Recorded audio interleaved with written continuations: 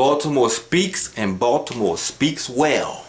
Yeah, see, when all my people got a chance to get seen and the cameras and stuff like that, and they actually got the opportunity to speak to the world and to America and voice why they are so angry and frustrated, people were surprised. They were surprised. They were so surprised that my people, my Baltimoreans, are so intelligent, that we speak so well.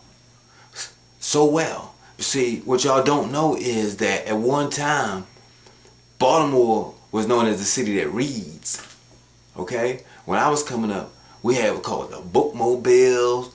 We had libraries open all everywhere and stuff like that. And we read. We read because we know what reading did for basically the black person. You know, because they categorize you first as black, then they categorize you as literate or illiterate. See what I'm saying? So that was like the next category, you know. But, you know, we are literate people here. Very literate. You know. We have like I say, our mayor was born and raised here. You know, we have attorneys and like a lot of the police force are homegrown, you know. And that's just the way it is, you know. So education is something that Baltimoreans have always focused on. We got cats like Edgar Allan Poe. He's a writer. We had cats like y'all know Francis Scott Key. That song y'all be singing. But it was a poem first. He wrote it. Tupac.